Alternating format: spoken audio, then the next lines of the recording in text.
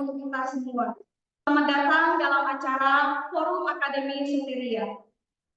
Dalam kelas kali ini ada sedikit perbedaan dari kelas sebelumnya, karena hari ini kelas juga dapat diikuti secara online lewat Zoom.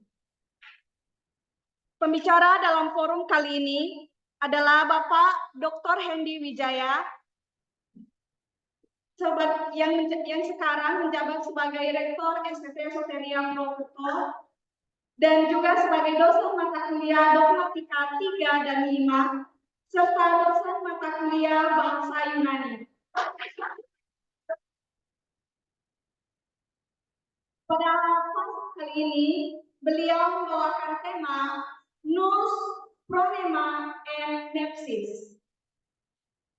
Yang mungkin di antara kita semua ada yang sudah pernah mendengar dan bahkan juga ada yang mungkin baru pertama kali dengar hari ini. Jadi nanti mari kita sama-sama menyimaknya secara bersama-sama. Hal menarik lagi dalam kelas hari ini, penanggap kita tidak hanya satu orang saja, tapi langsung 2 orang penanggap. Penanggap pertama adalah Bapak Yayan Indrawan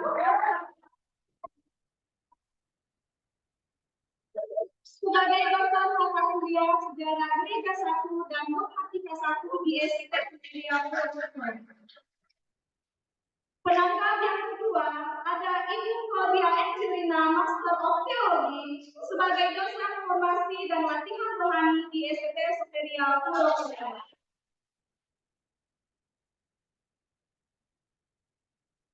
Baik, langsung saja kita akan mendengarkan presentasi dari Bapak Hendy Wijaya kepada Bapak Anies Laku. Terima kasih Ibu Moderator, panggil Ibu ya. Oke, saya akan share screen supaya kita bisa langsung bahas ya.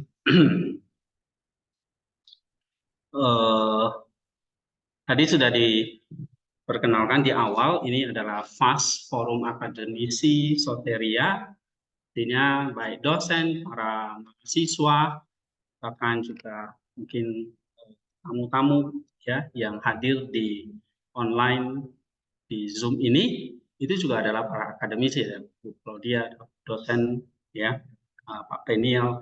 Saya berterima kasih sudah hadir ya di secara online. Dan juga untuk para student di sini, kalian juga adalah para akademisi, artinya akademisi itu adalah orang-orang yang sedang belajar dan terus belajar untuk mencari kebenaran dan menerapkannya di dalam kehidupan. Nah, pas kali ini saya akan presentasi sebuah paper saya sebetulnya sudah diterbitkan ya beberapa tahun yang lalu, jadi ini sebetulnya full paper yang lama, cuma ya saya pikir ini penting sekali ya, merimain saya secara pribadi, mengingatkan saya secara pribadi lagi siapa saya, dan juga saya ingin berbagi kepada semua akademisi di kampus ini supaya kita punya alignment ya, kita bisa sevisi, sepaham, kemudian satu pikiran, perasaan, dan tadi seperti Rasul Paulus bilang ya, sehati sepikiran untuk mencapai tujuan bersama dari di Soteria ini. Kenapa kita jadi seorang mahasiswa, seorang dosen, ya, atau kita menjadi akademisi di Soteria ini untuk apa gitu. Nah, artikel ini ingin saya bagikan, tujuannya adalah supaya kita menyadari tujuannya kita menyadari siapa saya. Sorry, saya minum dulu ya. Karena ada penanggap dan saya takut ditanya nggak bisa jawab. Aduh, ya jangan sulit ya Pak Yayan.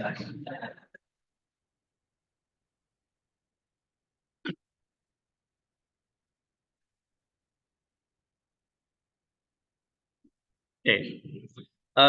Tujuan saya membagikan artikel ini adalah selain kita terus belajar sebagai seorang akademisi, mencari kebenaran-kebenaran dan menerapkannya, tetapi kita juga saya rindu kita juga di sini bagaimana kita tahu siapa diri kita, untuk apa saya ada, dan apa yang harus saya kerjakan ya selama saya diberi kesempatan hidup oleh Allah.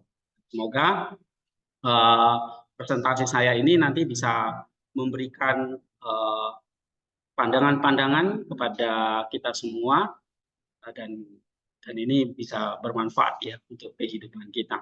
Oke, saya beri judul Nous, Phronema, dan Nepsis. Saya lebih kurang akan presentasi secara cepat ya, kira-kira 20 sampai 30 menit. Kemudian nanti kita ada waktu sekitar 45 menit ya, 30 menit ke depan atau 45 menit ke depan kita bisa berdiskusi. Siapa tahu dari hasil diskusi ini ada banyak masukan-masukan yang baru, paper ini bisa direvisi dan ya bisa ditulis ulang gitu ya, edisi revisi. Oke, Nous, Phronema, dan Nepsis. Sorry, ini saya belum itu ya.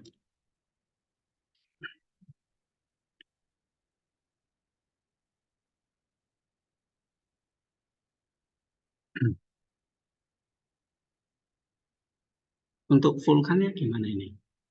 Coba tolong. Udah. Oke, lagi jalan berarti. Nah, saya mulai tentang istilah pakaian Kristus dan manusia baru. Ya, dalam presentasi nanti ada banyak istilah-istilah baru ya. Mungkin sebagian sudah kenal, tapi ini yang sudah belum bisa belajar lagi gitu ya. Ada istilah di dalam kitab suci dalam Galatia 3:27 dikatakan di situ, karena kamu semua yang sudah dibaptis di dalam Kristus telah mengenakan Kristus. Nah, ini artinya saya langsung skip bahwa kita di sini semua adalah orang yang sudah beriman, percaya kepada Kristus, dan kita sudah dibaptis di dalam Kristus. Nah, ini artinya kita mengenakan pakaian Kristus ya, yang tadi saya sebutkan dalam Galatia 3:27. Itu karena kamu semua yang dibaptis dalam Kristus telah mengenakan Kristus. Nah, sejak memakai atau mengenakan pakaian Kristus, dia menjadi manusia baru. Nah, jadi kalau ditanya, poin pertama ini adalah siapa saya? Saya adalah manusia baru, artinya saya mengenakan pakaian Kristus dan saya adalah manusia baru. Nah, kalau kita bisa baca dalam Kolose 3:10, di situ dikenakan mengenakan manusia baru. Nah, mengenakan itu kayak kita lagi pakai baju. Ya, pakai baju. Baju apa? Baju Kristus, pakaian Kristus. Jadi siapa manusia baru? Manusia baru adalah orang yang mengenakan pakaian Kristus dalam Kolose 3:10 dan juga dalam Efesus 4:24. Nah, kalau kita sudah menjadi manusia baru mengenakan pakaian Kristus, maka kita diperbarui terus-menerus untuk menjadi segambar dengan Kristus. Ya, ini bisa baca ya. Oke. Kita diperbaharui segambar dengan Kristus atau menjadi ikon Kristus ya. Nah, kita bisa baca dalam Kolose 3:10 lagi, kemudian di dalam Roma 8:29. Ayat Alkitab saya hanya sebutkan karena kita nggak punya cukup waktu untuk membahasnya ya secara detail, tetapi ayat ini menjadi penting karena menunjukkan siapa saya gitu ya. Oke. Jadi kapan kita mulai diperbarui? Ketika kita sudah dibaptis di dalam Kristus, menjadi manusia baru, tidak berhenti, kita harus mengalami satu pendewasaan di dalam Kristus, ya. Dan ini artinya kita masih banyak PR nih, atau masih banyak tugas, walaupun kita sudah jadi manusia baru, ya. Nah, sampai apa? Tugas kita tuh sampai kapan? Sampai rupa Kristus itu, atau istilah di dalam Galatia 4:19 itu, morphe Kristus itu menjadi nyata di dalam kamu. Ya, sehingga tugas setiap orang percaya atau orang yang sudah menjadi manusia baru itu adalah bagaimana rupa Kristus itu menjadi real, menjadi nyata di dalam kamu, kata Paulus dalam Galatia 4:19 ya. Atau istilah bahasa terjemahan simpelnya itu adalah sampai Kristus itu dibentuk di dalam kamu. Nah, Jadi singkatnya kalau kita mengenakan pakaian Kristus, Kristus itu kalau dalam Galatia 4 itu kayak masih baby, kasih bayi. Nah, bayi itu harus ditumbuh ya. Kayak seorang ibu hamil, dia akan menjaga kehamilannya sampai waktunya melahirkan. Nah, kira-kira kita gitu juga. Kita sedang mengandung Kristus sampai Kristus itu menjadi nyata, menjadi real dan siap dilahirkan. Ya, jadi ringkasnya adalah pakaian Kristus atau manusia baru ini sedang mengalami satu pembaruan sampai pada akhirnya menjadi segambar serupa dengan Kristus, baik secara jiwa dan tubuh. Kenapa? Karena manusia itu terdiri dari manusia badani, tubuh, dan manusia batinia.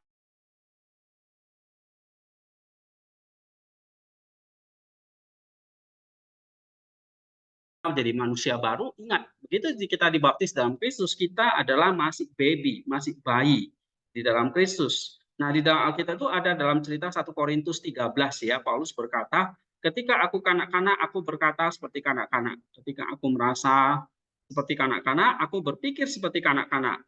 Sekarang sesudah aku menjadi dewasa, aku meninggalkan sifat kanak-kanak itu. Nah, itu artinya di sini berbicara masalah manusia batinia tadi, masalah jiwa. Ya, Paulus waktu dia nulis Korintus itu sudah tua gitu. Berarti ini bukan bicara soal tubuhnya yang masih anak-anak, enggak. Jadi di sini dia bicara tentang keadaan jiwanya yang masih anak-anak. Jadi kalau dia masih anak-anak, dia bertingkah laku seperti anak-anak, jiwanya seperti anak-anak. Nah, di sini menunjukkan bahwa manusia batinnya juga harus bisa bertumbuh ya, juga diberi kesempatan oleh Tuhan untuk bertumbuh. Jadi karena bertumbuh masih ada yang level anak-anak, ada yang level dewasa. Ya. Dan juga misalnya kita juga baca dalam Efesus 4 ayat 13 ya. Itu paling jelas Efesus 4 ayat 13, Efesus 4 ayat 15 itu semua kita bertumbuh atau jiwa kita bertumbuh sampai serupa dengan Kristus ya. Jiwa kita mengalami pertumbuhan ke arah Kristus. Oke, dalam Efesus 4 ayat 15. Lalu bagaimana dengan tubuh? Tubuh pada saat hari Kristus dinyatakan kelak akan dimuliakan ya, dan mengenakan tubuh kemuliaan seperti tubuh Kristus. Ini di poin keempat ya. Nah, tubuh kita juga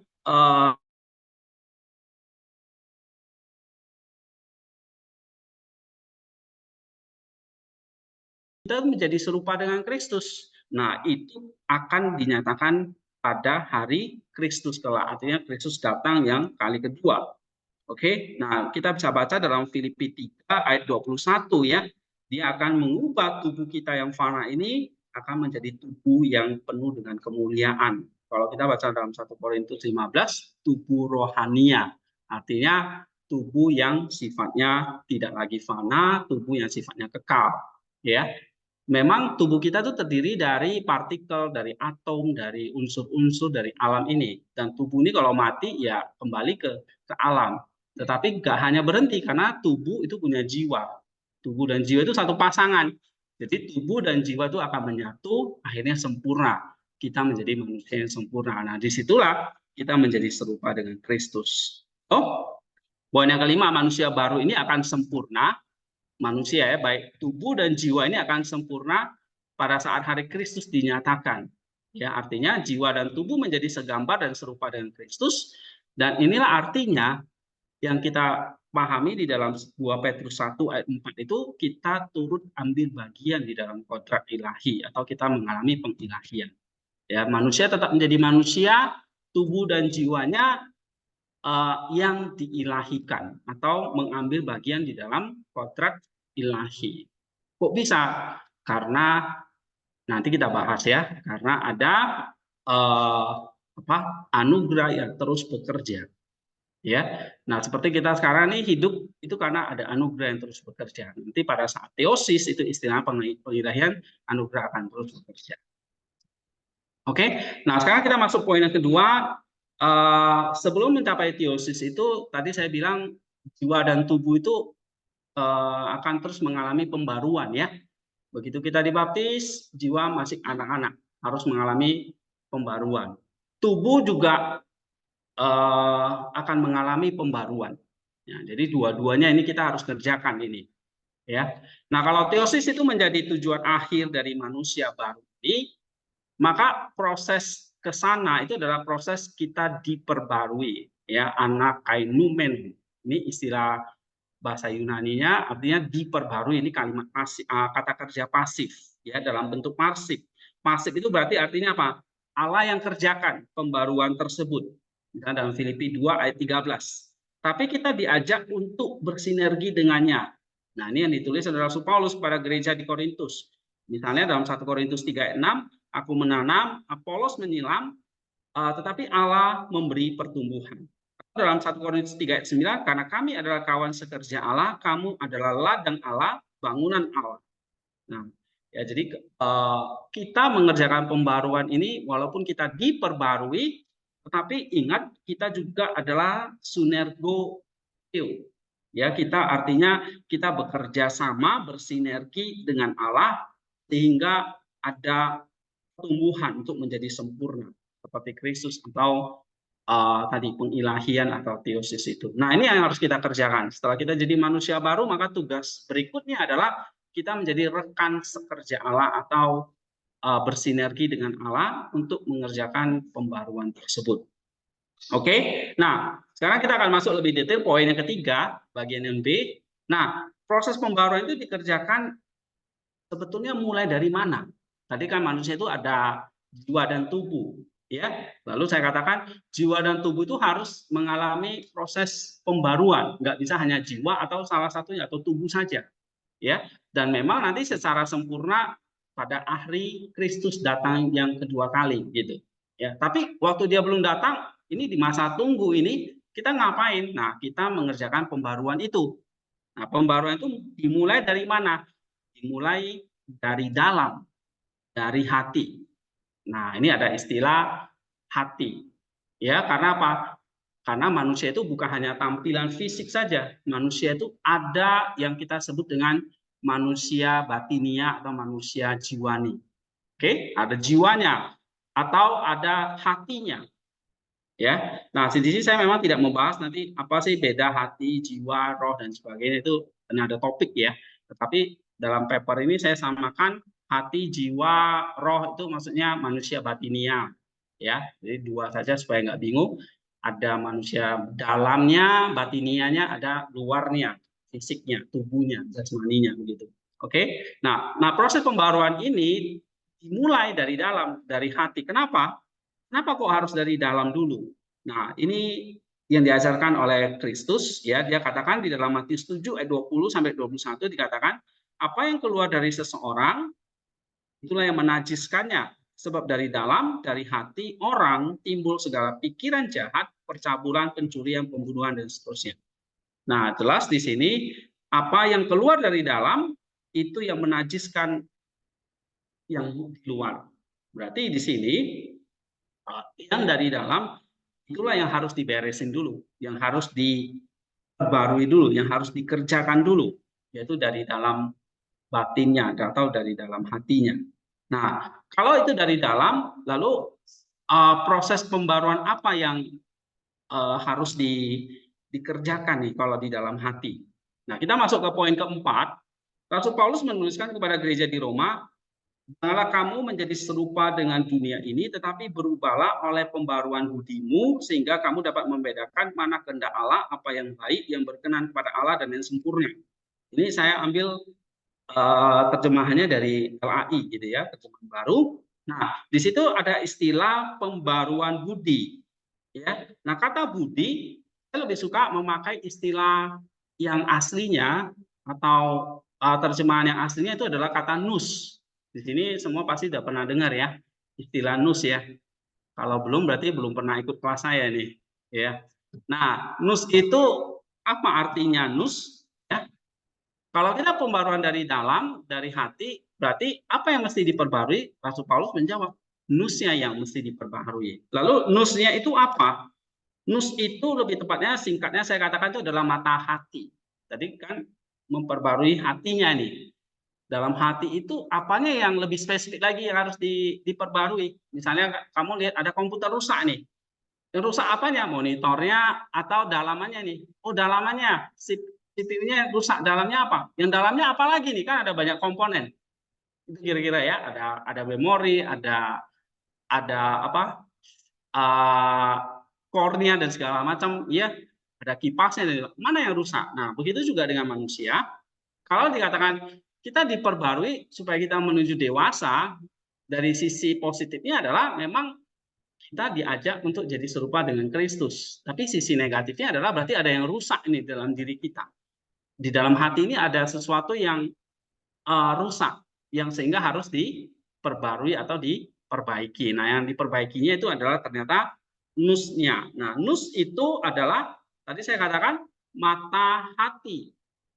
Hatinya yang punya mata itu yang harus diperbaiki. Nah, ini dikatakan oleh Yesus di dalam Matius 6 ayat 22 sampai 23, mata adalah pelita tubuh, jika matamu baik, teranglah seluruh tubuhmu, jika matamu jahat, gelaplah seluruh tubuhmu. Jadi jika terang yang ada padamu gelap, betapa gelapnya kegelapan itu. Ya, jadi kata mata di sini itu adalah pelita bagi tubuh. Oke, dalam Matius 6 tadi. Ya, mata atau bahasa Yunani itu ada ophthalmos, ini di sini bentuk tunggal. Ya, sehingga kalau mata kita ini nggak bicara mata jasmani ya, mata jasmani kita ada berapa, Imelda? 3, 2, 1, 10, 2. Oke, matanya 2. Maka harusnya bentuk jamak ya. Tetapi yang dipakai di dalam Matius ini matanya bentuk tunggal. Nah, jadi ini bukan bicara mata jasmani. Ya, ini bicara mata roh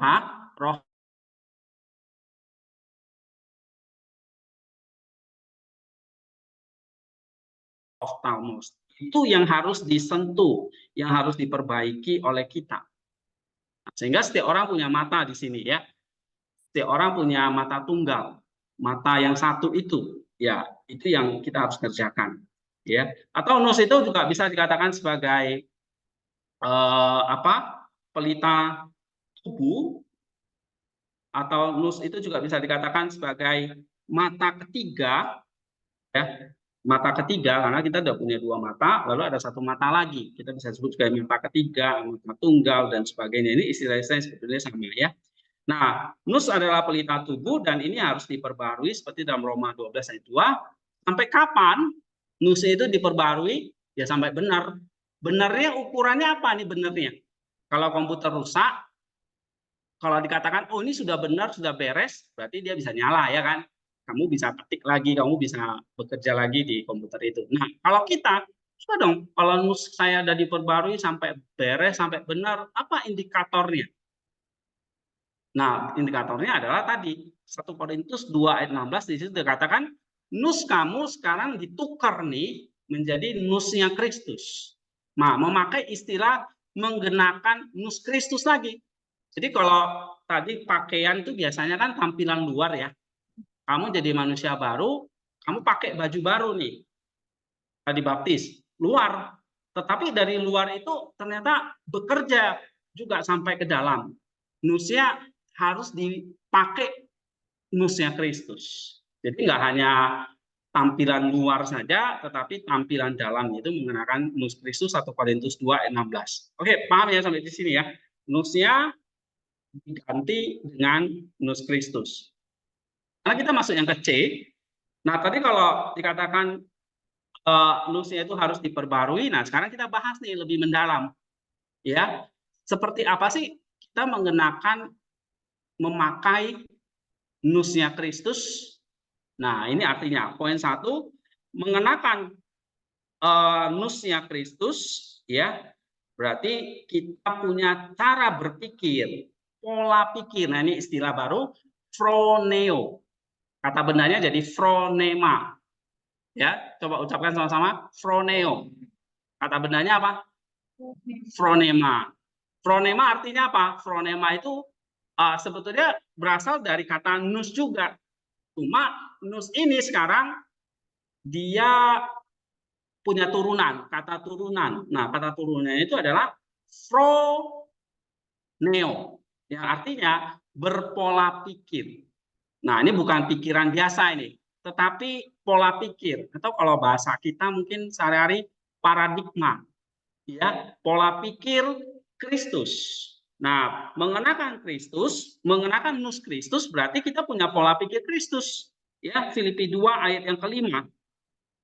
Ya, biarlah fronema kamu, pikiran kamu, ya, mungkin kadang-kadang saya terjemahkan pikiran itu maksudnya itu fronema. Pikiran kamu adalah seperti pikiran yang terdapat juga di dalam Kristus Yesus. Kenapa? Karena Kristus itu jadi manusia. Berarti dia punya nus nggak? Punya. Nusnya adalah nus ilahi. Dia punya mata batin, nus ilahi. Nah, nus Kristus yang kita sebut. Nah, kita harus seperti itu. Oke, kalau kita tarik lagi ke belakang, karena kita segambar serupa, jadi kita cetakannya gitu ya. Kita cetakannya, maka harus sampai ke situ. Oke, nah, fronea seperti pola pikir Kristusnya, inilah yang harus menjadi target kita. Jadi kalau kamu mau diperbarui secara nus, apanya yang diperbarui secara nus? Pola pikir kita ternyata. Ya, pola pikir kita harus pola pikir Kristus. Nah, ini nggak gampang, karena bicara soal pola pikir.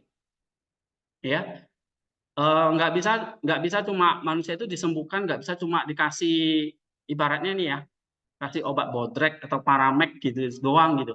Jadi ini harus lebih obat yang lebih kuat lagi, lebih dalam lagi gitu ya, formulanya harus dicari lagi, nggak sembuh ya harus kasih obat yang lebih keras lagi, dicari lagi formula-formulanya. Nah, saya tuh menyelidiki kitab suci itu ternyata bisa awalnya saya pikir ya nyembuhin kita ya cukuplah doa, baca Alkitab gitu ya.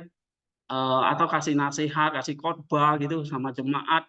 Walaupun khotbah kita mungkin bagus banget, kita nilai sendiri bagus, orang nilai bagus, tapi kalau nggak menyentuh nusnya, dia nggak punya pola pikir Kristus, that's useless. Karena seperti ini, kita tulis resep nih bagus-bagus sama orang, tapi orang itu nggak makan obatnya, nggak tebus gitu loh. Nah, saya takut kita semua di sini kayak gini. Kita semua pintar nulis resep, tapi kita nggak pernah minum obatnya gitu loh. Nggak ketemu obatnya bahkan. Nah, obatnya ini secara firman Tuhan di sini dikatakan obatnya itu adalah you have to put the Christ nus itu ya. Nusnya Kristus itu. Kamu harus meletakkan memakai nusnya Kristus itu. Oke? Nah, ini bicara masalah paradigma. Berarti ini bicara sesuatu tadi saya bilang, ini formulanya rumit, kompleks. Kalau bicara soal paradigma, pola pikir, ya. Jadi nggak segampang yang kita bayangkan. Kita kasih nasihat sama orang, orang itu pasti berubah, begitu enggak. Ternyata ini berhubungan dengan pola pikir. Nah, pola pikir Kristus itu seperti apa? Kita masuk ke poin yang kedua. Pola pikir Kristus itu haruslah diarahkan seperti apa? Pola pikir Kristus itu seperti apa? Nah, pola pikir Kristus itu haruslah diarahkan pada hal-hal dari roh, bukan pada hal-hal dari daging. Roma 8 ayat 5. Nah, jadi kalau ditanya pola pikir Kristus itu apa? Pola pikir yang memikirkan, yang mengarahkan nusnya itu kepada hal-hal yang berasal dari Roh Kudus, bukan hal-hal yang berasal dari daging. Nah, daging itu saudara jangan bayangkan tuh kayak daging ayam atau daging sapi gitu ya. Di sini daging tidak bicara sekali lagi masalah fisik, ini bicara masalah jiwa lagi ya. Oke, daging ini adalah bicara hal-hal yang bukan dari roh, kontrasnya begitu. Ya, yang bukan dari Allah atau yang berlawanan dengan Allah, berlawanan dengan roh. Nah, jadi fronea itu harus diarahkan pada hal-hal yang dari roh, bukan pada hal-hal dari daging. Ya. Kemudian saya lanjut lagi.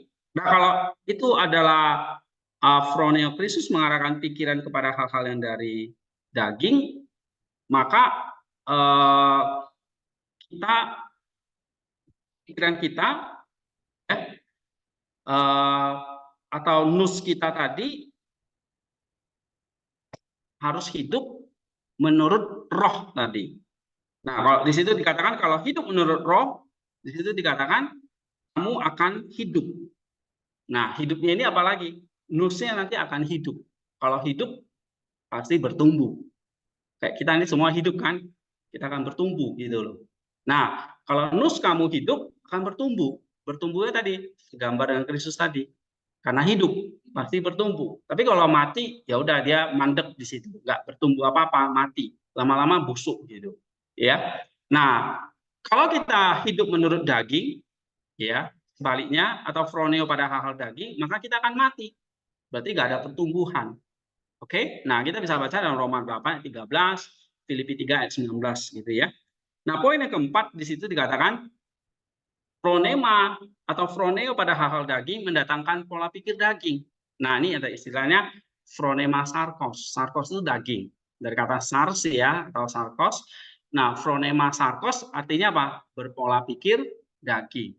Nah, kalau kita atau phroneo kita, pola pikir kita diarahkan pada hal-hal dari roh, maka itu mendatangkan pola pikir rohani.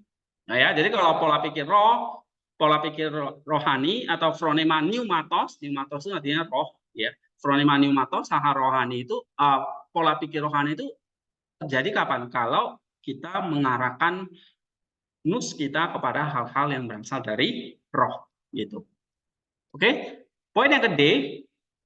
Nah, sekarang kita bahas nih tentang pola pikir ini. Pola pikir roh dengan pola pikir daging tadi. Phronema pneumatos dan phronema sarkos. Nah, phronema pneumatos yang ada di dalam batin, di dalam nus tadi, di dalam hati tadi, ya, pola kerja dari nus kita ini haruslah tadi. Jadi nus itu punya pola kerja gitu. Kayak setiap orang di sini kan punya pola gitu ya. Pola tingkah laku, punya kebiasaan, punya karakter gitu.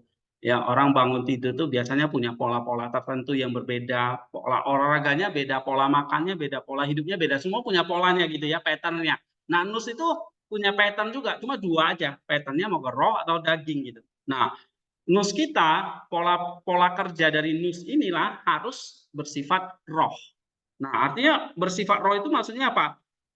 Memikirkan hal-hal yang berasal dari Roh Kudus. Nah, phronema pneumatos ini dan oleh karya Roh Kudus ini pada akhirnya akan mematikan perbuatan-perbuatan daging, ya, seperti yang ditulis oleh Rasul Paulus dalam, kalau kita baca dari dalam Matius Roma 8 ayat 13 tadi ya. Jadi kalau phronema pneumatos ini pola pikir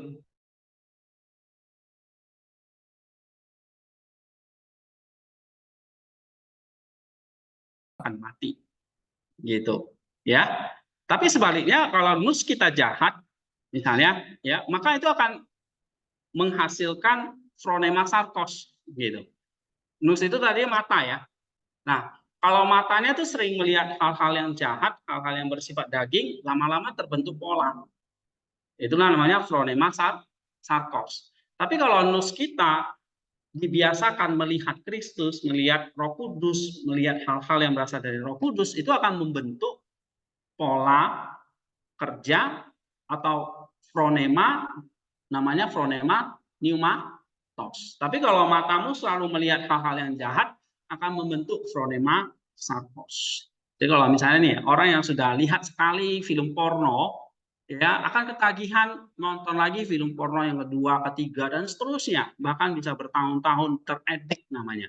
Nah itu kalau secara psikologi itu akan membahas, oh jiwanya lagi, ya hanya bahas secara jiwani gitu ya.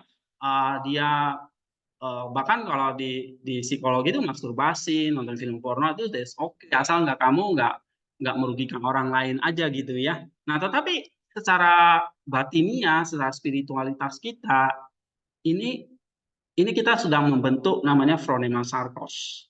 Ya. Karena apa? Jadi phronema karena sudah terbentuk polanya. Oke, nah itu bahayanya. Sekali, dua kali, tiga kali bisa terbentuk di pola. Nah, pada akhirnya Paulus mengatakan dalam Roma 8 ayat 13, kalau kita menghasilkan phronema sarkos, maka kita akan mati. Mati ini dalam hati apa? Nus kita mati. Kita mandek, kita nggak bertumbuh. Oke? Ya, tapi kalau kita menghasilkan phronema pneumatos, di situ dikatakan, maka kita akan menghasilkan namanya perbuatan-perbuatan roh. Kalau phronema sarkos menghasilkan perbuatan-perbuatan daging, dan daging itu nanti pada akhirnya matang menjadi dosa, dosa itu jadi maut, mati itu ya. Nah, kalau perbuatan roh akan menghasilkan yang namanya buah roh dalam Galatia 5 ayat 22. Oke, sekarang kita bahas lagi lebih mendalam istilah logisme jahat dan epitumia sarkos. Oke, sekarang kita lihat di sini. Kalau nus kita diarahkan pada hal-hal yang bersifat roh akan menghasilkan phronema pneumatos, diarahkan hal-hal yang bersifat daging akan menghasilkan phronema sarkos, ya. Nah, sekarang kita belajar nih di dalam phronema pneumatos, phronema sarkos itu ada apa lagi gitu? Ada apa lagi sebetulnya? Nah, lebih dalam lagi saya ambil misalnya dalam Markus 7 ayat 21, di situ dikatakan di dalam hati kardia, ya, hati itu bahasa Yunani kardia, muncul pikiran-pikiran jahat yang kita sebut sebagai bahasa Yunani dialogis moikakoi. Jadi di dalam pola pikir tadi, di dalam phronema tadi ada nama barangnya lagi lebih kecil lagi namanya logisme. Nah, ini kita peleteri ya. Jadi ada namanya hati, lalu dalam hati itu ada mata namanya nous. Dalam nous itu pola kerja itu punya phroneo, di balik phroneo itu yang kerja rupanya ini dia, logismo istilahnya. Ya. Nah, logismo ini ada di dalam hati, bisa terserang yang namanya akoi, jahat. Kapan dia jadi jahat? Tadi, kalau mata kita melihat hal-hal yang jahat, maka logismenya jadi jahat. Ya. Nah, phronema sarkos ini terwujud dalam bentuk yang namanya pikiran-pikiran jahat. Jadi wujudnya gitu. Misalnya kalau komputer rusak, RAM-nya rusak misalnya, mungkin tampilannya layar monitornya apa, nggak nyala gitu ya, kalau memorinya lagi rusak gitu. Wujudnya yang rusak gitu. Nah, kita lihat. Atau misalnya kalau RAM-nya kotor, nanti tiba-tiba bisa restart sendiri gitu. Nah, itu wujudnya kan. Nah, kalau kita nus kita atau phronema sarkos kita lihat hal-hal yang jahat, hal-hal yang dari daging, maka wujudnya yang pertama itu adalah pikiran jahat. Nah, phronema sarkos menghasilkan logisme jahat, pikiran-pikiran jahat. Lalu dari pikiran-pikiran jahat ini nanti berwujud lagi menjadi yang namanya hawa nafsu. Itu yang saya sebut di sini namanya epitumia. Apa? Epitumia. Itulah yang kita sebut sebagai nafsu daging. Nah, maksudnya kalau dalam Galatia 5 ayat 17 itu daging itu bernafsu. Itu kalau bahasa aslinya. Artinya gini, pikiran jahat merangsang daging. Nah, daging itu bukan bicara masalah fisik di sini sekali lagi. Tapi daging itu menempel ada di dalam tubuh kita, mata, pokoknya segala macam tubuh. Ya, misalnya contoh mulut aja lah. Itu kan daging ya, mulut kita ini bagian dari daging, tubuh kita maksudnya.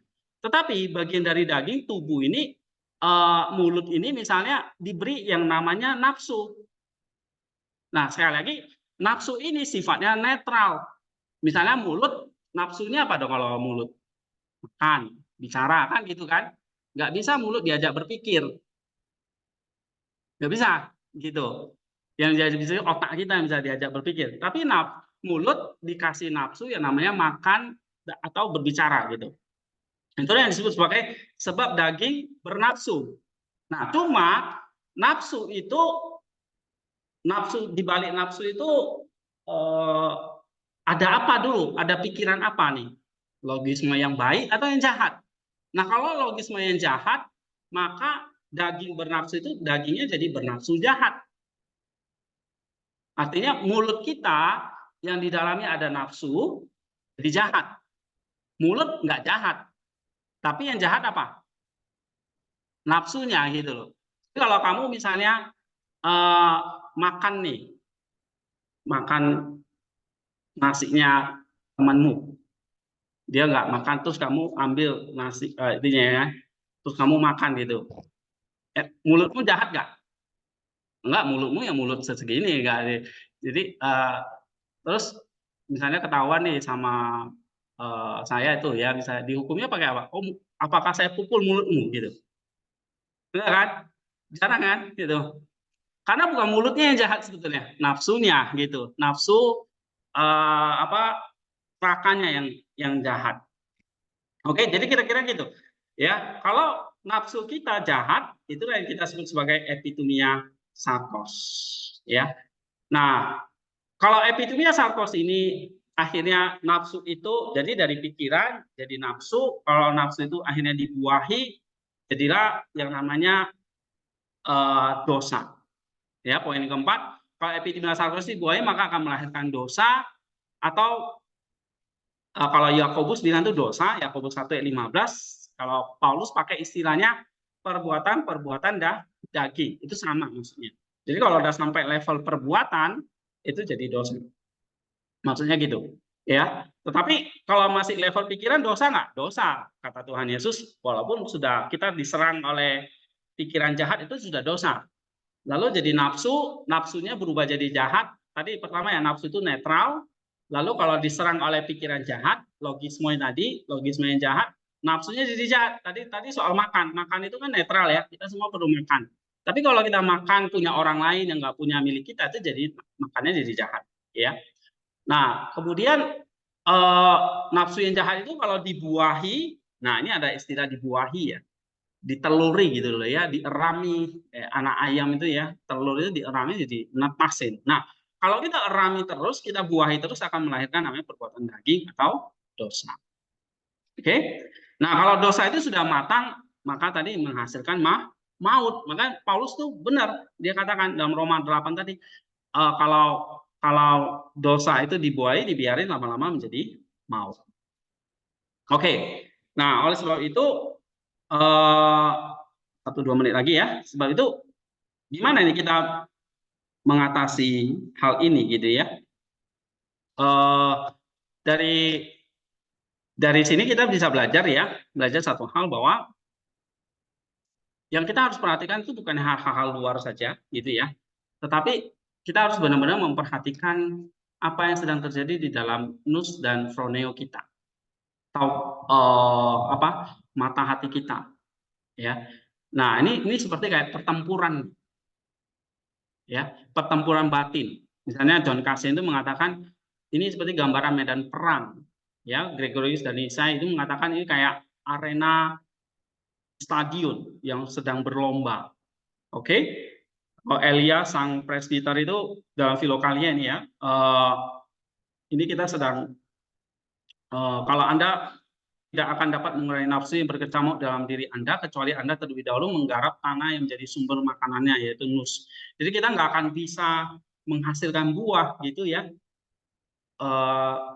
Kita nanam sesuatu kan ingin ya menghasilkan buah. Buah itu nggak akan hasil kalau tanahnya kita belum garap. Ya, walaupun bibitnya bagus segala macam, tapi kalau tanahnya itu rusak, tetap tidak ada buah yang bisa dihasilkan. Nah, sama seperti kita. Kita nggak bisa jadi orang yang bertumbuh berbuah kalau tanahnya itu belum digarap, yaitu nus kita di sini ya. Nah, Makarius itu juga, Pseudo Makarius mengatakan seluruh upaya manusia harus digunakan untuk pikirannya, dia harus memotong cikat pikiran jahat yang menimpa. Jadi kita harus cut yang namanya logisme kako ini. Origen mengatakan mata air dan sumber dari setiap dosa adalah pikiran jahat. Ini hubungan tak terlihat, nus itu medan perang, ya, di mana manusia pertama kali bertemu dengan dosa.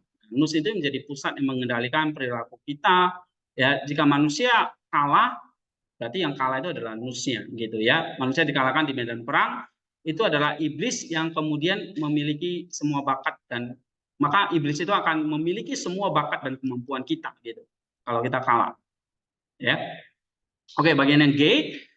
Nah, sebaliknya kalau ada yang namanya logisme yang baik dan ada nafsu yang baik. Ya, ini singkat saja. Kalau tadi nus kita tuh memandang kepada hal-hal kepada Kristus, maka akan mendatangkan phronema pneumatos. Nah, dalam phronema pneumatos itu maka akan mendatangkan logisme yang baik. Logisme yang baik itu akan mendatangkan nafsu yang baik. Nafsu yang baik itu akan menghasilkan perbuatan-perbuatan yang berasal dari roh, dikatakan oleh Paulus ya, perbuatan-perbuatan yang berasal dari Roh Kudus, atau istilahnya di sini seringkali disebut sebagai epitumia pneumatos, ya, epitumia pneumatos. Epitumia pneumatos itu artinya nafsu, keinginan dari roh. Sehingga di sini sekali lagi epitumia itu, nafsu itu tidak harus selalu jahat, tergantung di baliknya itu pikirannya baik atau jahat. Nah, jadi sehingga kuncinya di sini adalah pertanyaannya adalah ada dua hal ya, atau sebelum saya masuk ke akhir di sini saya kasih gambaran sederhana ya. Untuk menghasilkan buah roh bukanlah proses yang mudah karena sifat daging di dalam hati kita yang harus kita lawan dengan cara mematikan atau menyalibkan daging beserta dengan nafsu atau epitumia atau patema yang ditulis oleh Rasul Paulus. Nah, maka di sini gimana nih Pak? Supaya saya menjaga nusnya itu, memperbarui nusnya itu supaya saya bisa punya pola pikir roh tadi, bagaimana caranya? Jadi yang pertama adalah dalam Galatia 5 ayat 24 di situ dikatakan kita Galatia 5 ayat 25 nanti ya, menyalibkan daging beserta nafsunya. Nah, jadi tugas kita di sini adalah menyalibkan daging beserta nafsunya. Ya. Dan memiliki nusnya Kristus. Jadi tugas dua kita itu. Penyaliban daging dan maturity, kedewasaan. Maksudnya memiliki nus Kristus. Nah, dari situ kita akan punya phroneo Kristus. Lalu akan punya phronema pneumatos, lalu akan punya logismo pneumatos, akan punya epitumia pneumatos, dan akan punya karpos pneumatos. Nah, ini istilahnya kalau kita menyalibkan daging, kita akan punya nus Kristus, kita akan punya paradigma Kristus, ya, kita akan punya pola pikir rohani, kita akan punya pikiran-pikiran dari roh, kita akan punya nafsu roh, bukan nafsu daging, nafsu roh, lalu akan menghasilkan buah roh. Nah, inilah proses pembaruan manusia baru kita menuju pada segambar dan serupa dengan Kristus. Ini prosesnya gitu ya. Oke, jadi kamu perhatikan poin yang kedua, prosesnya seperti itu. Yang pertama apa? Kita mesti memiliki nusnya Kristus. Tapi sisi lain kita di sini juga harus apa? Menyalibkan daging, ya, seperti yang Yesus katakan, ya kita meneladani dia ya, meneladani dia yang memikul salib, ya kita juga memikul salib kita, salib yaitu menyalibkan daging. Oke, supaya kita punya nus Kristus itu. Nah, lalu dari situ kita akan berproses lagi, memiliki nus Kristus itu berproses lagi, yaitu kita punya phroneo Kristus. Nah, phroneo Kristus itu tandanya apa? Kamu punya paradigma roh. Paradigma roh itu tandanya apa? Pikiran-pikiranmu itu adalah pikiran-pikiran dari Roh Kudus. Ya, lalu akan menghasilkan nafsu-nafsu yang suci, dan di situ akan menghasilkan buah-buah roh. Oke, nah kuncinya adalah di sini bagaimana kita menghasilkan atau memperbarui nus kita, ya, dalam Roma 12 ayat 2 itu kuncinya bagaimana kita memperbarui nus kita. Nah, saya kasih satu solusi di sini adalah menjaga nus dengan segala kewaspadaan atau nepsis. Nah, inilah sebabnya kenapa kalau kita baca spiritualitas filokalia atau dari bapak-bapak gereja ya, bapak-bapak filokalia, bahkan bapak-bapak yang bukan bapak-bapak gereja lah ya, bukan filokalia juga, mereka sangat menekankan tentang menjaga nus dengan nepsis, kewaspadaan. Karena mereka ngerti ini sekarang. Pertempurannya itu bukan di luar, tetapi di dalam. Nah, di dalamnya itu adalah nus kita yang mesti dijaga. Dan itu juga diajarkan oleh, ya, sebenarnya semuanya berasal dari Tuhan yang mengajarkan dalam misalnya dalam Lukas 21 ayat 36, berjaga-jagalah senantiasa sambil berdoa supaya kamu beroleh kekuatan untuk luput dari semua yang akan terjadi, supaya kamu tahan berdiri di hadapan Anak Manusia. Ya, kita sampai 11:45 ya. 11:15 ya. Oke. Nus adalah penguasa atau raja atas kerajaan diri kita, dan raja ini dibantu oleh para menteri dan jenderalnya, yaitu nepsis dan doa. Jadi kalau di ibaratnya itu nus itu seperti penguasa batin kita, maka berjaga-jaga dan berdoa itu seperti kalau itu raja kan dia dibantu oleh menteri dan jenderalnya. Jadi nepsis dan doa itu yang membantu nus itu. Ya, nah itulah sebabnya misalnya kenapa kok seringkali saya mengajarkan kalian untuk Jesus prayer, itu salah satunya adalah kita terus mau menjaga nus kita itu terhindar dari hal-hal yang jahat, ya, atau nus kita itu mengarahkan nus kita itu kepada Kristus. Maka sebutlah terus nama Kristus itu tanpa henti, ya. Tuhan Yesus Kristus, Allah kasihanilah aku orang berdosa. Disebutkan terus sampai itu menjadi pola pikir, sampai menjadi phroneo tadi. Nggak cukup hanya nous gitu ya. Coba perhatikan lagi di sini. Nggak cukup hanya nous, mana nggak tadi slide yang ke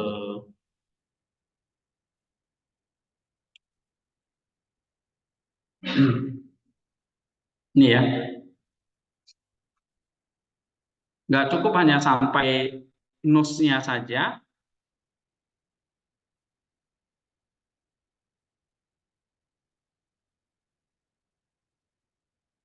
Iya, keluar sendiri.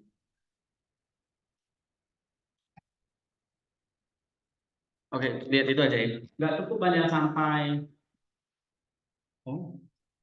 gitu. Oke, nggak cukup hanya sampai nous-nya saja, tapi bagaimana itu membentuk sebuah pola pikir.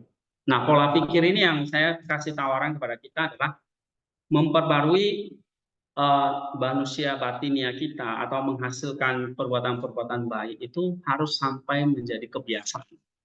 Benar-benar harus jadi sampai kebiasaan. Kamu di sini dilatih berdoa sampai jadi kebiasaan. Itulah yang disebut dengan phronema tadi. Phronema itu artinya ya bahasa sehari-harinya pola pikir, sampai jadi pola, sampai jadi kebiasaan. Ya. Nah, yang paling praktis ya memang tuh seperti Jesus Prayer itu. Kalau kita berdoa, kalau di gereja kan cuma seminggu sekali ya, kalau di GBT itu hari Kamis doang kita diajak berdoa bareng gitu. Ya. Kalau cuma itu ya nggak mempan. Itu bukan jadi pola gitu. Tetapi kalau setiap hari, setiap saat selalu Jesus Prayer itu ini jadi pola. Pola. Nah, kata kuncinya di sini adalah pola pikir tadi. Pola pikir Kristus itu. Pola pikir Kristus itu. Nah, ketika kamu sudah sampai pola, maka itu akan menghasilkan yang namanya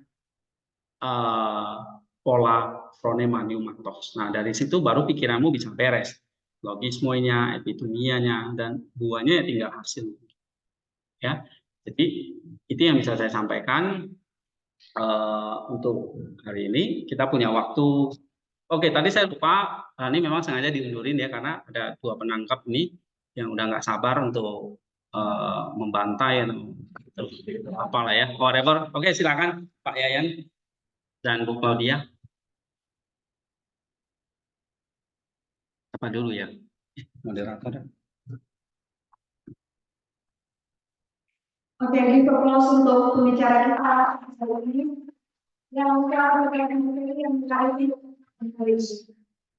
baik, setelah mendengarkan presentasi, kita akan mendengarkan tanggapan dari kedua penangkap kita hari ini.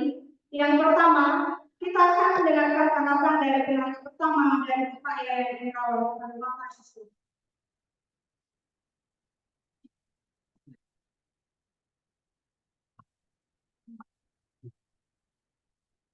Biasa.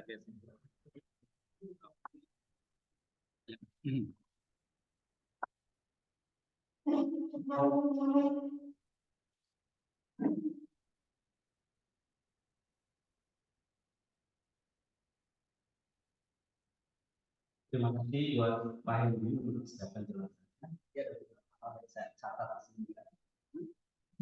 Jadi yang pertama saya sangat mengapresiasi ya cara Pak Hendi menulis, Pak Hendi menjelaskan konsep terminus, kemudian poema dan juga nepsis ya di dalam konteks pemahaman kita sebagai orang yang sudah percaya sebagai manusia. Jadi konsep pemakaian Kristus gitu ya sebagai simbol dari manusia baru itu sangat menarik ya. Kita dengarkan pada kita saat itu. Di sini menjelaskan bahwa keyakinan Kristen itu tidak hanya tentang sebuah kepercayaan, tetapi juga tentang transformasi internal ya yang menjadi buah bagaimana kita itu mengikuti Kristus ya. Transformasi internal yang terjadi dalam diri seorang yang Kristus.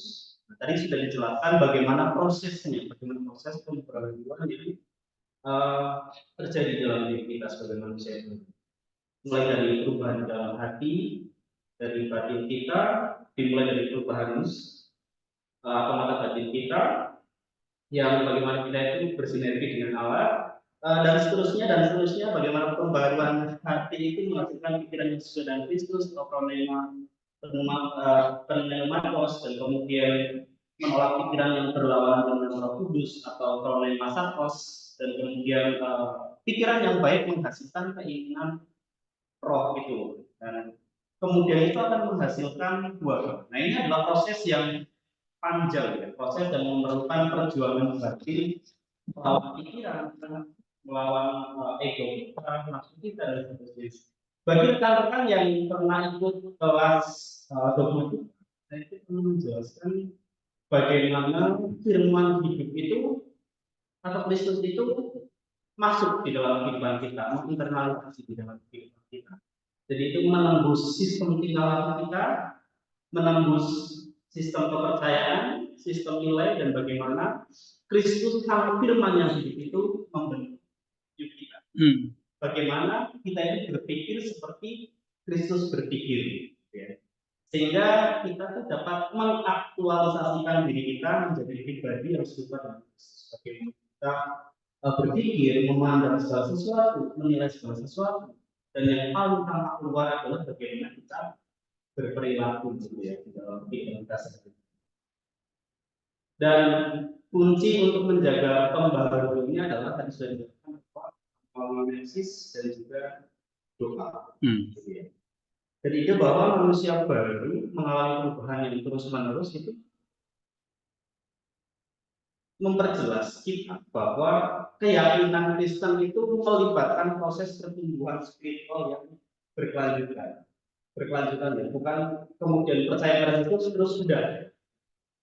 Yang penting saya selamat kok. Berarti itu kan mempengaruhi konsep keselamatannya kita juga. Kalau kita hanya berpikir bahwa percaya Kristus pasti selamat, sudah sampai titik situ, berarti ada yang keliru dengan konsep keselamatan yang kita punya. Tapi ketika kita mendengar penjelasan Pak Hendy bagi pertumbuhan spiritual Kristen yang satu hal yang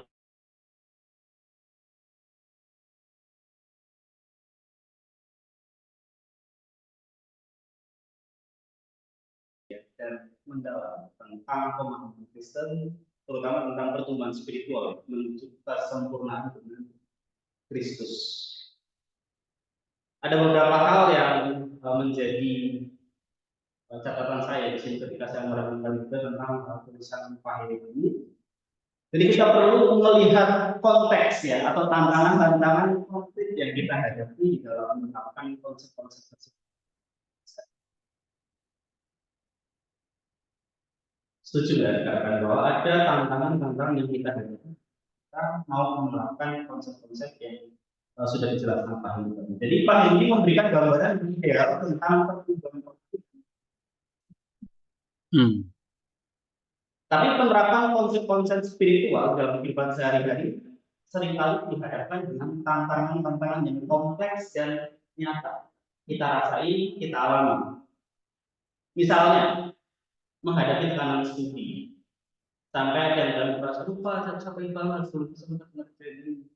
Saya habis lembur, Pak. Ada yang hari ini nggak mandi, tapi berangkat kuliah karena tekanan studi mungkin, atau konflik antar personal gitu ya, konflik dengan teman, atau yang mungkin 3 hari, 1 hari nggak pegang gadget, terus kembali pegang gadget, fokusnya ke gadget gitu ya, sampai ada kamu masuk nggak notice kayak gitu, nggak tahu, saking kecanduan dengan gadget kemudian mengganggu fokus dan konsentrasi dan lain-lain. Nah, di dalam kondisi yang demikian, di dalam kondisi yang tidak ideal seperti itu, dan kita alami, kita rasain, kita mungkin merasa sulit ya untuk menerapkan konsep-konsep tersebut secara konsisten.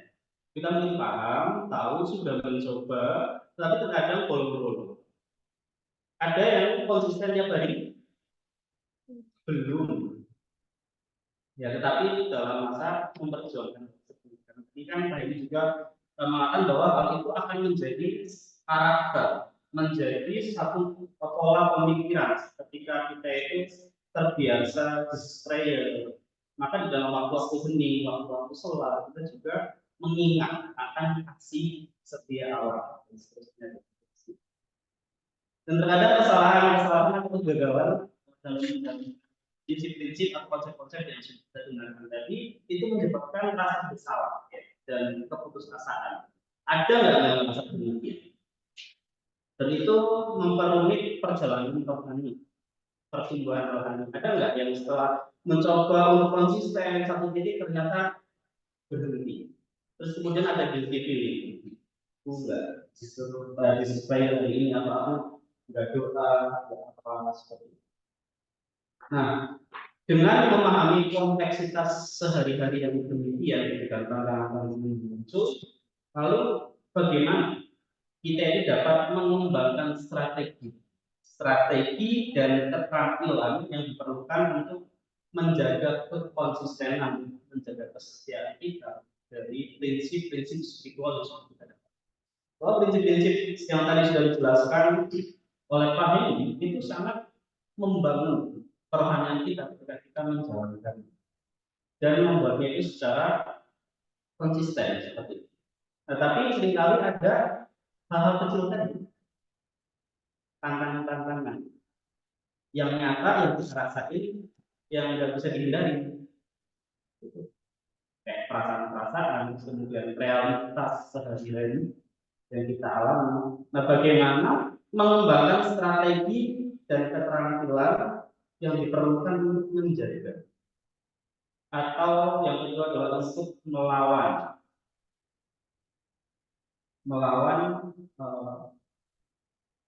kenyataan-kenyataan yang kita alami seperti itu, gangguan-gangguan di contohnya tekanan studi, terus kemudian konflik antar personal, kemudian mungkin kecanduan gadget dan menimbulkan jadi ini di dalam pribadi kita menjalankan.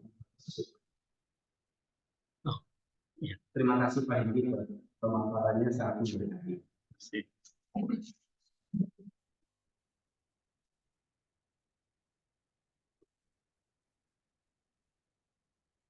Ya, terima kasih kepada Pak Yayan yang telah memberi tanggapannya.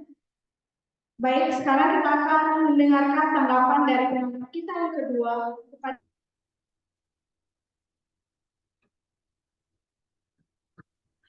Oke, halo, selamat pagi menjelang siang semuanya. Selamat pagi juga Pak Hendy, Pak Yayan, dan teman-teman sekalian.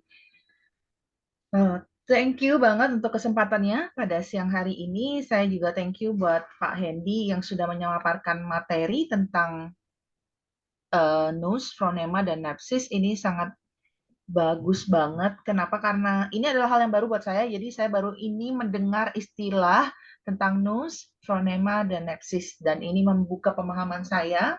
Benar-benar satu hal yang baru, cenderung asing, tapi bisa banget saya terima dan bisa banget saya pahami.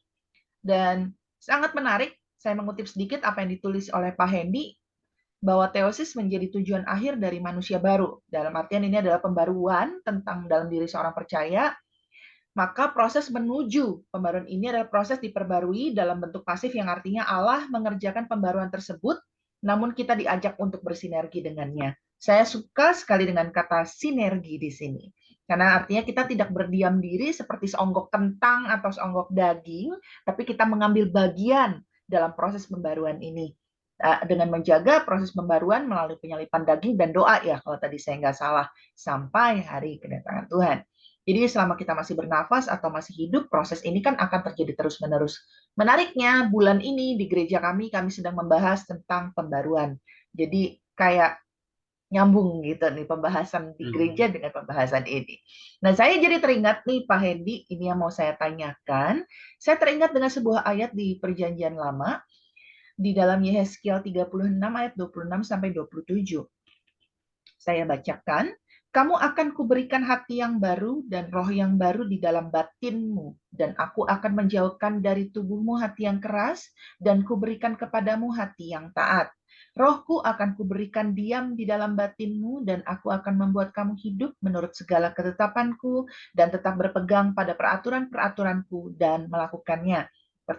Pertanyaannya, apakah hal ini sama dan mendukung setiap pernyataan dari Pak Hendy mengenai pembaruan mata batin atau nous, ataukah berbeda Dan apakah Pak Hendy boleh membantu menjelaskannya tentang kata batin di sini, tentang roh yang baru, dan karena kalau yang saya perhatikan secara sekilas di Yeskiel 36 ayat 26-27 ini ada proses pembaruan juga di sini.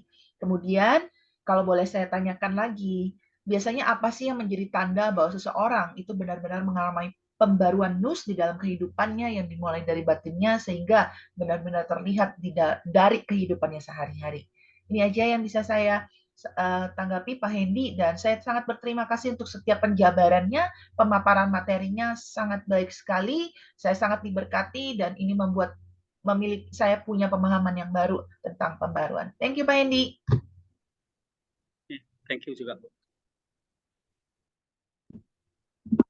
Terima kasih kepada Ibu Claudia yang telah memberi tanggapannya dan memberi juga pertanyaan kepada pembicara kita pada hari ini. Dan untuk menjawab pertanyaan, kami persilakan kepada Pak Hendy. Oke, dari Yayan dulu ya. Terima kasih untuk Pak Yayan ya, menolong saya juga untuk menjelaskannya lebih simpel ya, mungkin ada istilah-istilah yang apalagi saya sebut cepat gitu ya. Ya waktunya juga yang terbatas, tetapi Pak Yayan bisa mendelivernya lebih bagus ya daripada saya ngomong 45 menit, dia ngomong 12 menit, tetapi nyampe gitu pesannya. Terima kasih Pak Yayan. Jadi melengkapi gitu ya. Nah, maka saya jadi challenge buat mungkin buat Pak Yayan, buat kita semua, gimana nih menerapkannya sesuai dengan konteks. Nah, kita harus bikin paper lagi ya gitu. Nah, ini jadi pergumulan.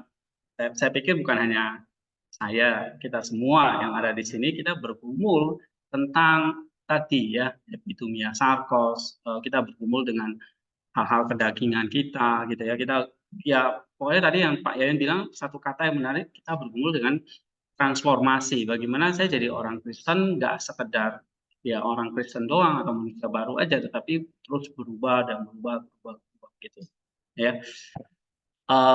Ya kita jadi challenge ini ya, jadi kesempatan ya. Intinya adalah mungkin bisa dibuat ini ya. Intinya adalah menghasilkan tadi ya, supaya jadi serupa dengan Kristus, kita harus punya phronema, punya pola pikir, punya kebiasaan, punya karakter. Nah, itu yang memang harus terus dilatih, kebiasaan-kebiasaan itu. Ya, saya pakai istilah kebiasaan, sebenarnya kurang pas ya, tapi pola pikir itu yang harus kita buat gitu. Dan tadi yang saya bisa tawarkan ya salah satunya Jesus Prayer itu jadi pola pikir. Kamu lihat gimana para biarawan, saya suka baca cerita Santo Santa ya, sering saya bagi di grup itu. Nah, mereka bisa sampai sedemikian ya, dalam tanda petik raksasa rohani gitu ya, sampai kehidupan mereka itu dibaca berabad-abad gitu ya. Kok bisa sampai begitu? Kalau misalnya saya mati, apakah tulisan saya atau kalian ingat mungkin juga enggak gitu ya. Hanya generasi ini aja ya kebetulan hidup sezaman sama saya, tapi generasi-generasi berikutnya yang lampau-lampau itu atau yang akan datang itu masih ingat nggak? Mungkin nggak ada lagi yang kita bisa kontribusi gitu. Nah, tetapi kenapa kok mereka tuh sampai kita baca hari ini ya? Nah, saya perkenalkan gitu supaya kita juga tahu di sini ya, kita banyak banget saksi-saksi Kristus, orang-orang yang sempurna, yang hebat gitu ya. Karena apa? Karena mereka ya tadi itu ya, menurut saya ya, dugaan saya adalah ya mereka terus bersinergi tadi, mereka terus melatih roh mereka. Ya kalau para biarawan itu kamu lihat tuh ya punya kehidupan yang sangat disiplin, kayak askesis itu disiplin dan sebagainya. Nah itu mungkin prinsip-prinsip itu yang harus kita bisa jalanin ya. Tetapi overall sesuai dengan konteks ya, memang kita mesti riset ya, baca sesuai konteks ya, dan itu jadi paper yang bagus banget begitu. Ya, bagaimana membentuk phronema di lingkungan STT Soteria. Nah, gitu ya. Atau membentuk phronema di sebuah komunitas apa gitu. Ya, jadi challenge. Tadi saya dengar dari Bu Claudia itu dia menyadari gitu ya, di komunitas dia atau di gereja yang dia layani itu jemaat itu perlu dididik dengan masalah tadi, masalah pembaruan, masalah hal-hal seperti itu. Karena memang betul, nggak cukup hanya dari homili, dari khotbah gitu. Ya, walaupun setiap minggu dia datang dengan khotbah, jadi kebiasaan juga. Tetapi kebiasaan yang kita mau bangun itu tadi, nusnya itu tadi, pola pikirnya, bukan pola tingkah laku ya. Itu nanti akan mengikuti, tapi pola rohnya itu yang harus dibenari, nusnya. Dari dalam itu yang harus dibenari, kata Yesus itu. Nah, itu yang harus diberesin dulu. Sama seperti tadi kalau gadget atau komputer, nggak nyala itu belum tentu monitornya yang rusak, tapi dalamnya yang rusak gitu ya. Nah, ini jadi challenge bagaimana kita bikin satu paper uh, uh, bagaimana membentuk sebuah phronema pneumatos tadi ya, dalam konteks satu komunitas. Kalau dia bisa mulai, dia punya komunitas sendiri, dia bisa bikin program-program apa gitu ya, sangat baik. Oke. Untuk Bu Claudia yang bertanya tentang YSKL 36 ya, memang saya belum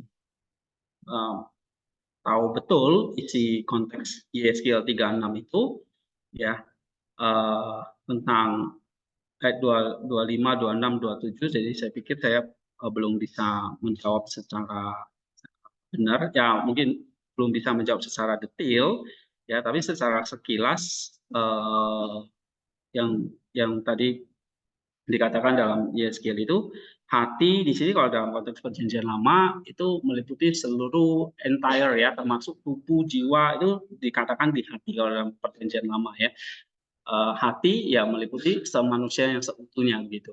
Nah, jadi kalau memberikan hati yang baru, meletakkan roh yang baru di dalam kamu, saya kira itu ada ekonya itu, maksudnya gambarannya itu kepada roh yang baru itu nanti akan menunjukkan kepada satu manusia yang baru yang benar-benar sempurna, yang datang nanti wujudnya dalam diri Kristus. Itulah sebabnya kita disuruh meneladani hati yang baru, manusia yang baru itu yang sempurna, yang menjadi sulungnya, yang jadi manusia pertama yang sempurna itulah manusia yang kita sebut Yesus Kristus. Itulah yang kita meneladani dia. Jadi saya pikir YSKL itu juga menunjuk kepada satu manusia yang baru, yang sempurna, hati yang baru, roh yang baru, itu ekonya, reformnya itu adalah kepada Kristus.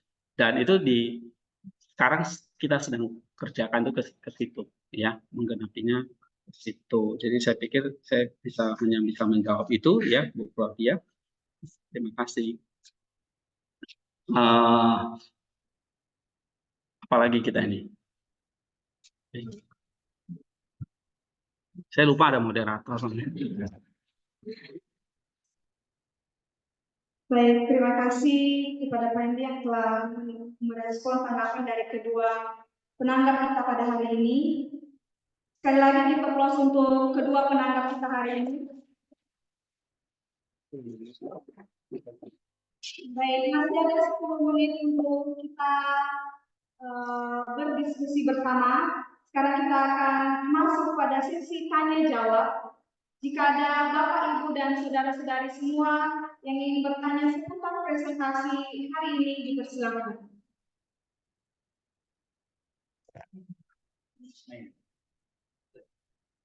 Oke, di sana ada waktu.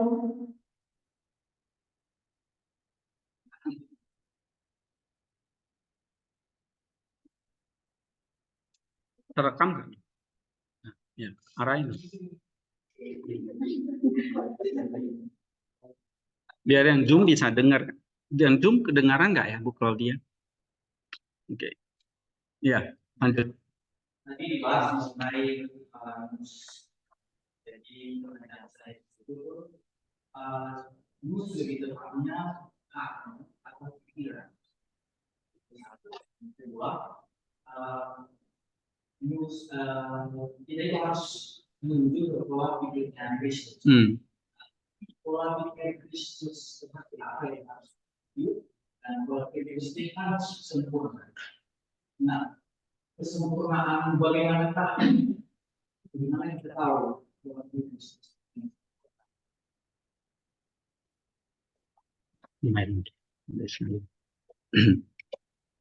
Oke, ada dari yang lain? Dari minor? Terima kasih buat kalian yang telah mempresentasikan, menjelaskan materi pendidikan ini. Dan saya mau bertanya, tadi di slide awal tadi teman-teman ini sudah menjelaskan bahwa penggunaan sebagai kita juga bisa. Jadi pertanyaan saya itu, apakah tempat Kristen itu kita nggak dapat menjadi Kristen?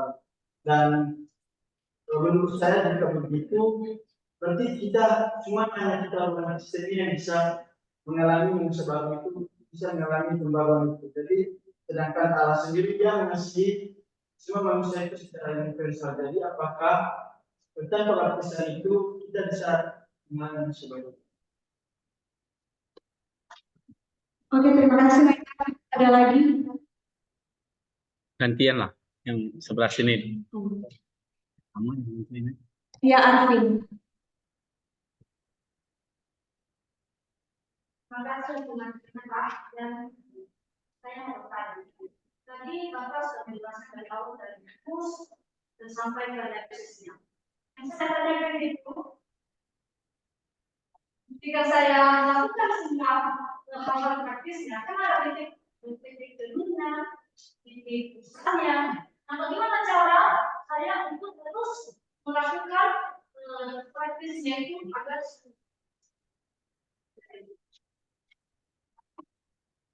Terakhir satu lagi. Oke, terakhir satu lagi dari Wiki.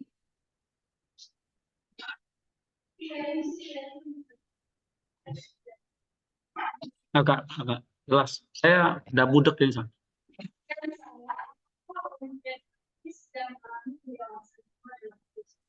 Dan apa yang kita lakukan di sini adalah kita melakukan dalam satu waktu kita sering Cukup baik.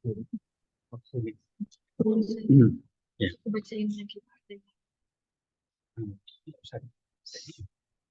Oke, terima kasih kepada teman-teman yang telah bertanya dan langsung saja pertanyaannya akan dijawab oleh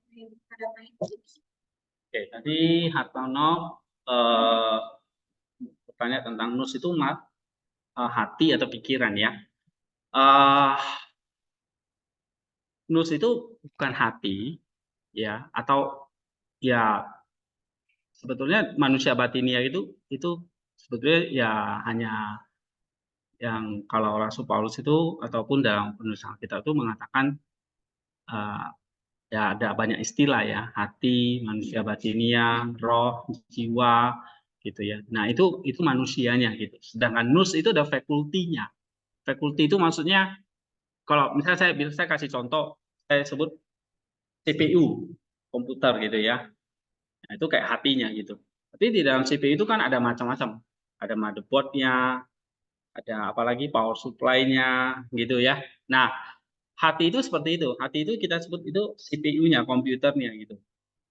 Tapi manusia batinianya. Nah, di dalamnya ada apa? Di dalamnya ada nous, tadi yang saya sebut ya. Ada nous itu didetailin lagi, ada namanya phroneo, phronema, ada logismoi, ada epitumia, sampai ada namanya karpos gitu. Nah, itu detil-detilnya gitu.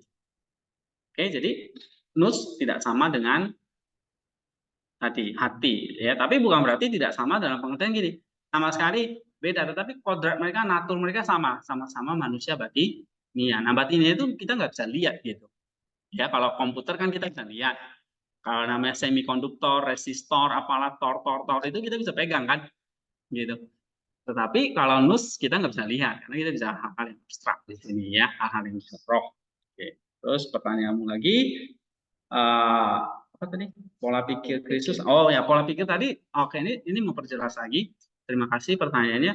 Kita kalau menjadi punya nus seperti Kristus itu kayak apa tadi? Nus yang melihat Kristus, yaitu lebih detailnya lagi Paulus menjelaskan nus yang berdasarkan Roh Kudus, yang diajarkan oleh Roh Kudus, ya, melihat kepada atau melihat pada hal-hal yang berasal dari roh, bukan berasal dari daging. Tetapi roh dan daging itu memang kayak sepasang koin gitu ya, satu koin dua sisi mata uang gitu, ya. Paulus menjelaskan ada hukum nus, ada hukum Allah, itu adalah hal-hal yang dari roh, ada hukum daging, Yang namanya hukum itu sudah melekat di dalam kodrat, karena kodrat kita sudah jatuh ke dalam dosa. Jadi di dalam kodrat manusia batin kita, di dalam hati kita itu sudah banyak yang kotor gitu, ya. Jadi kalau saya bilang hati itu kayak ibarat tempat penyimpanan arsip semua kehidupan kita.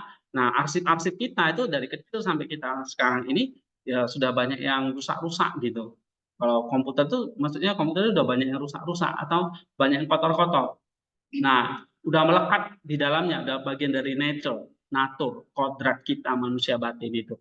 Nah, itu yang kita nggak bisa kita nggak bisa hilangin walaupun kita sudah jadi manusia baru gitu ya, sudah dibaptis dan sebagainya. Tapi kotor-kotor itulah sekarang tugas kita tuh dimatiin, bersihkan gitu ya. Itu yang saya sebut kita harus salibkan, matikan gitu.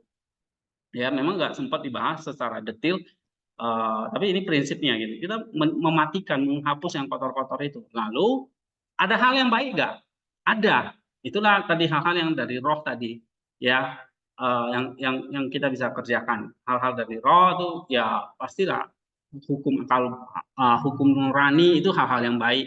Ya, sejak kecil mungkin dari kita diajar untuk berterima kasih, diajar untuk sopan, diajar untuk menolong, ya, dan sebagainya. Itu hal-hal baik yang sebetulnya yang kita juga harus kembangkan itu jadi buah roh, nggak sekedar kita buat baik, tetapi baik yang nanti sampai jadi buah roh dan sebagainya, kayak gitu ya. Oke, hal-hal yang dari roh mungkin saya bisa menjawab secara singkat seperti itu ya. Nah, untuk manner tentang baptisan, ya kita mesti ngerti ya, itulah sebabnya kenapa kekristenan itu bukan sekedar agama ya untuk rame-ramein untuk apa ya, agama di dunia itu banyak banget gitu ya. Kekristenan itu adalah obat, Kristus itu adalah obat. Kenapa obat? Karena kita semua sakit gitu ya. Dan baptisan itu adalah salah satu obat awal ya. Kayak kamu ke dokter gitu misalnya ya. Kamu kalau sebelum ketemu dokter ahlinya kamu ditensi dulu, ditimbang dulu dan sebagainya begitu ya. Nah, baptisan itu salah satu mungkin kamu ditensi dulu supaya kamu syarat atau kamu mau donor darah deh contohnya ya. Mau donor darah kamu ditensi kan, diukur HB-mu kan. Nah, baru kamu bisa donor gitu. Jadi kalau kamu belum ditensi, kamu nggak bisa didonor gitu. Nah, baptis itu juga seperti itu ya. Baptis itu bagian dari pengobatannya. Bagian dari pengobatan. Pak, gimana kalau saya skip? Saya nggak mau ditensi, bisa didonor nggak? Ya nggak bisa gitu. Jadi pertanyaan Pak, kalau orang yang belum dibaptis pasti masuk neraka dong? Nggak juga hitam putih seperti itu ya. Nah, jadi yang saya mau kasih tahu adalah kalau Kristen itu adalah sebuah proses pengobatan, proses pemulihan, ya kita ikuti prosedurnya. Kayak kamu masuk rumah sakit, kamu ikuti prosedurnya. Kamu harus ditensi dulu, dicek ini dulu, cek itu dulu, baru ketemu dokter. Habis ketemu dokter nggak selesai kan? Nggak sembuh. Kamu mesti minum obatnya, nanti kontrol lagi dan sebagainya. Nah, kekristenan itu juga seperti itu, proses pengobatan. Ya, jadi dimulai dari baptisan. Pak, kalau orang yang nggak dibaptis tuh gimana?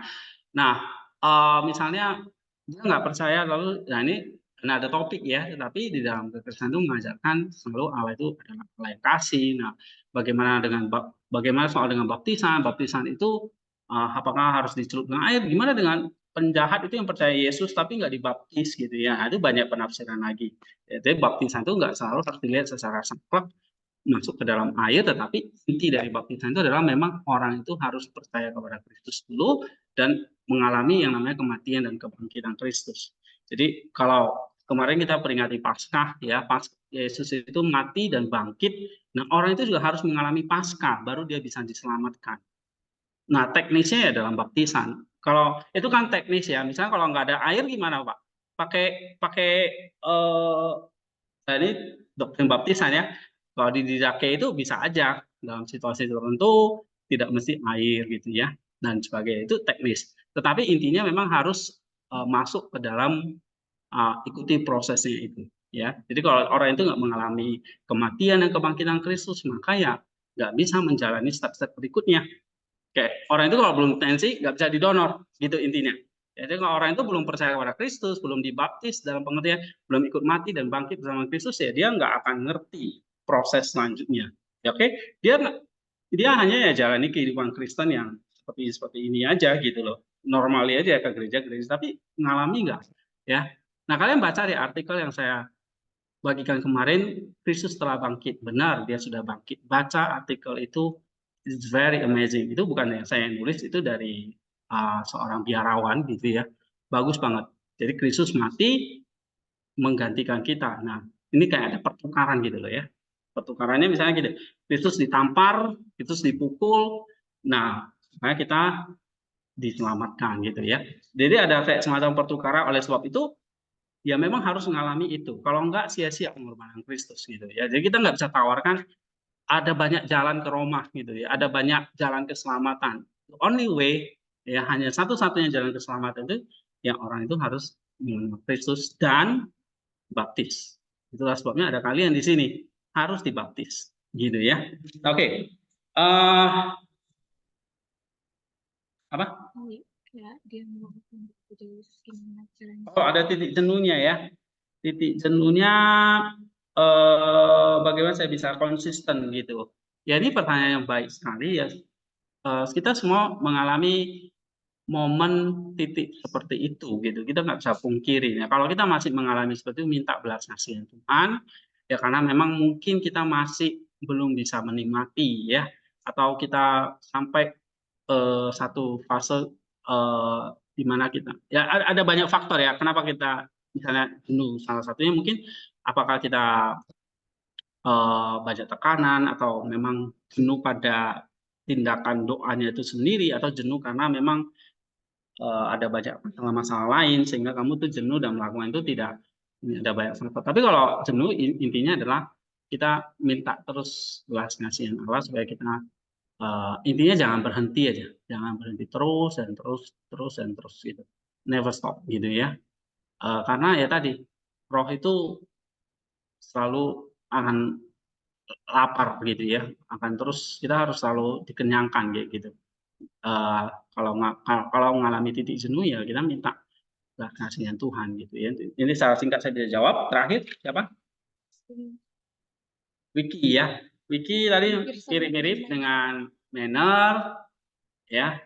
Kalau berdosa ya ya kita harus segera bertobat lagi dan diperbaharui lagi dan terusnya. Jadi kalau misalnya kita berdosa, apakah kita akan langsung selesai hidup ini, saya akan masuk neraka dan sebagainya? Tentu tidak seperti itu ya. Allah tadi selalu Allah yang mengerjakannya itu ya. Jadi kita berdosa, bagian kita ya kita bertobat dan Allah nanti akan memperbaharui. Tapi kalau kamu nggak bertobat ya Allah nggak bisa mengerjakan. Ibaratnya seperti kalau kita nggak nanam, kita nggak nyiram, yang nggak ada buah. Nah, buahnya itu memang dari Allah. Tapi yang mengerjakan, menanam, menyiram, merawat itu siapa? Allah, Tuhan. Kita sendiri. Yang kasih buahnya siapa? Allah itu, ya kan? Tapi kita yang harus mengerjakan. Ya, ya saya kira kalau tentang dosa itu ya justru ada dosa ini yang kita ulang-ulangi terus, maka ada artikel seperti ini gitu ya. Ada pembaruan, namanya pembaruan, berarti memang nggak bisa dipungkiri kita akan terus melakukan dosa, tapi ya terus diperbarui gitu ya. Artinya hitam-hitam itu ya di dalam hati kita itu harus terus dikurangi ya gitu. Oke. Saya kira itu waktu yang sudah habis. Kembalikan kepada moderator. Terima kasih. Baik, terima kasih kepada Pak Hendy yang telah memaparkan materi dan menjawab beberapa pertanyaan dari teman-teman semua. Dan terima kasih kepada kedua penanggap pada hari ini, Bapak Hendrawan dan Ibu Claudia, yang telah menanggapi materi pada hari ini. Dan terima kasih kepada peserta yang mengikuti lewat via Zoom dan teman-teman semua yang ada di tempat ini yang telah mengikuti sampai akhir secara pas pada hari ini. Tepuk tangan untuk kita semua. Baik, kita akan mengakhiri forum Akademi Soteria pada hari ini, dan doa penutup saya serahkan kepada Pak Peniel.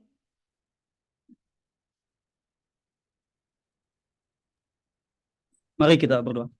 Oh ya, oke. Bapak yang Maha Baik, kami bersyukur untuk forum akademisi kami di Soteria saat ini bisa berjalan dengan baik.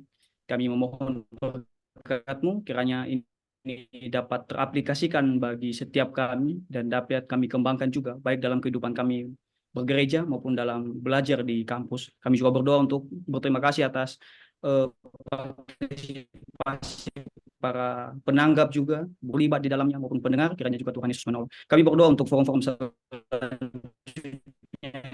kiranya Tuhan terus menyertai kami dan memberikan kami berbagai macam kreativitas agar forum ini dapat berkembang dengan baik dan mendapat ilmu. Terima kasih Bapa yang baik, dalam nama Tuhan Yesus kami telah berdoa. Amin. Amin. Baik, demikian acara pas kita pada hari ini. Kita boleh kembali ke aktivitas kita masing-masing. Tuhan Yesus memberkati. Jika ada tidak ada lagi. Terima kasih Bu Claudia, Pak Peniel sudah join. Thank you Pak Hendy, Pak Peniel, Pak Yayan. Thank you Jessica. Nah, pelayanan ya. Selamat siang. Thank you. Tuhan berkati. Thank you Bu Claudia. Saya hostnya. Saya N ya. Thank you Pak Peniel.